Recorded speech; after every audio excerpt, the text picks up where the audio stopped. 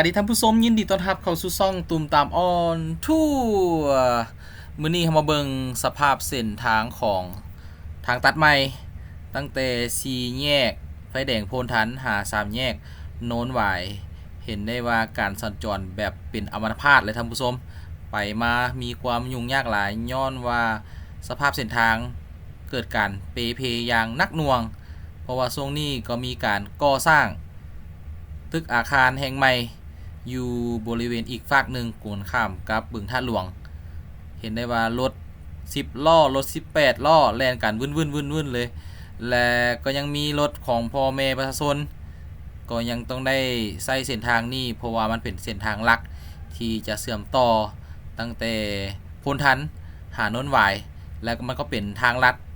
ถ้าบ่ได้ใช้ทางนี้พ่อแม่ประชาชนก็ต้องได้อ้อมไปใช้อยู่เส้นทางท่าหลวงหาโนนข้อตัดเข้ามาเส้นทางโน้นหวายซึ่งเพิ่นก็ได้มีประกาศเนาะแจ้งการว่าเส้นทางนี้ให้มีการยุติโจะการขับขี่ผ่าน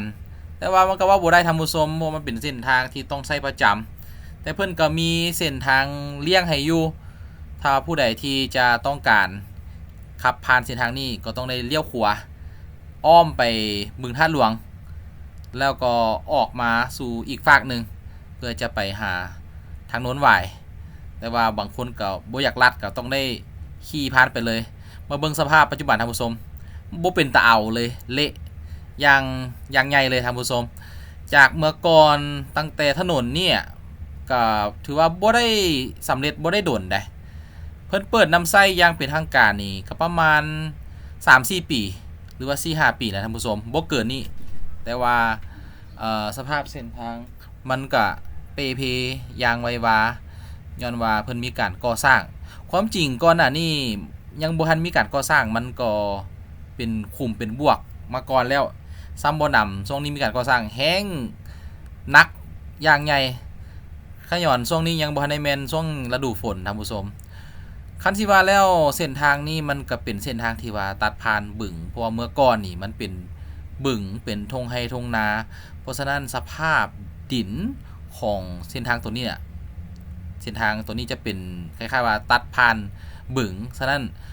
ว่าเรื่องดินมันก็จะมีการอ่อนตัวอยู่แล้วบัดนี้เส้นทางก็จะเป็นเส้นทางอัสฟัลต์เพราะฉะนั้นอายุการนำใช้นี่มันก็จะบ่แข็งหรือว่าบ่หลายเท่ากับเส้นทางที่เป็นเบตงเสริมเหล็กเอามาเบิ่งภาพมุมสูงนำกันท่านผู้ชมเห็นได้ว่าพ่อแม่ประชาชนก็ยังมีการขับขี่สัญจรไปได้อย่างต่อเนื่องถึงว่าเพิ่นจะห้ามเนาะแต่ก็ต้องได้ไปว่าซั่นซะ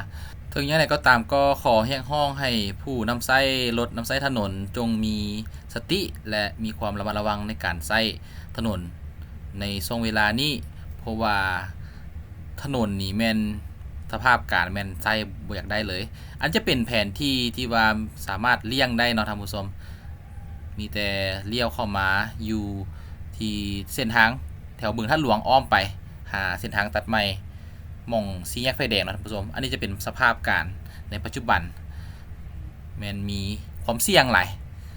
คาร์โบอิลีกก็บ่อยากให้ขับขี่รถผ่านแถวนี้เนาะมันอันตรายหลายอาจจะก่อให้เกิดอุบัติเหตุได้โดยเฉพาะตอนค่ำกับบางบ่อนก็ยังมีความมืดอยู่ก็เรียกร้องให้ภาคส่วนที่เกี่ยวข้องเนาะโดยเฉพาะยทค.เพิ่นรีบร้อนในการซ่อมแปลงให้ได้โดยไวและก็โดยเฉพาะแม่นไฟแสงสว่างก็อยากให้มันมี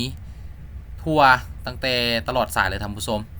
ก็ขอบใจสำหรับการติดตามอย่าลืมกดไลค์กดแชร์และกด Subscribe กับช่องตุ่มตามหนองทั่วเด้อแล้วเจอกันใหม่ในโอกาสหน้าสำหรับมื้อนี้ขอกล่าวคำว่าสวัสดี